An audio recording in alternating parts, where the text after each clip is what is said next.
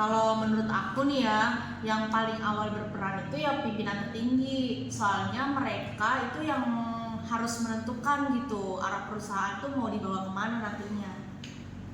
Direktur itu tuh ngadain target peningkatan kualitas layanan, tapi kalau cuma ada di apa ya, omongannya cuma sampai ada di rapat ini doang, nggak ada contoh nyatanya, itu tuh menurut saya nggak ada hasilnya dan kurang efektif lah. Betul tuh, kalau pimpinannya datangnya tepat waktu, disiplin sama fokus pada hasil, karyawan juga bakal ngikutin gitu. Tapi kalau pemimpinnya tuh nyepelein kerjaan, selalu ngasih revisian yang gak jelas, pasti karyawan juga ujung-ujungnya bakal nganggep target itu gak serius. Kalau dari sisi manajer lapangan, perannya juga penting banget soalnya mereka yang berhadapan langsung sama karyawannya setiap hari. Ya kita ambil contohnya aja ya, kayak misalkan supervisor nih yang kayak rutin ngecek timnya kayak gitu kan, terus ngeberi masukan secara langsung. Kalau menurut gua malah lebih ngebantu dibandingkan si supervisor itu malah ngomong itu nanti pas udah terakhir. Iya, manajer lapangan kerja itu kayak penghubung antara kebijakan atasan sama kenyataan kerja di lapangan. Iya, kalau ada aturan yang sudah diterapin, itu manajer lapangan juga harus nyesuaiin diri lah biar realistis juga. Sekarang dari sisi karyawan deh, menurut aku karyawan juga nggak bisa kalau cuma nunggu dinilai.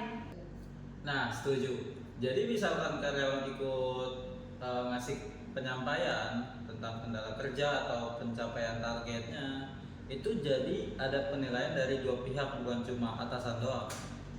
Karyawan tuh juga harus tanggung jawab sama apa yang dia hasilin, dia yang kerjain, bukan cuma nyalahin sistem sama atasan kalau misalnya ada trouble gitu. Dan kalau misalkan ada evaluasi nih, itu kan menjadi salah satu ini nggak sih keuntungan bagi karyawan itu untuk memperkembangkan dirinya lagi. Jadi dia tuh tahu kesalahan dia tuh apa, bukan malah merasa tertekan nggak sih? Terus gimana tuh di bagian SDM-nya? SDM itu kayak pendukung utama. Mereka tuh nggak selalu turun ke lapangan, tapi mereka tuh memastikan sistem penilaian adil dan jelas. Misalnya SDM menyiapkan panduan seperti penilaian, pelatihan kerja untuk atasan, itu juga bisa membantu ketika terjadi konflik terkait masalah kinerja. Tapi SDM itu bisa jadi penengah loh antara karyawan dan atasan soal hasil kerjanya. Kalau semua peran ini berjalan, suasana kerja pasti lebih terarah, jadi nggak berantakan.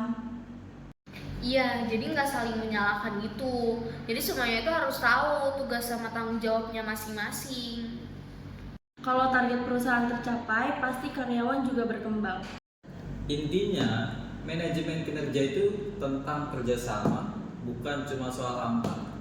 Setuju sih, kalau dijalanin dengan baik tuh nggak cuma kinerjanya doang yang naik nih, tapi hubungan antara seluruh karyawan itu juga jadi lebih sehat gitu.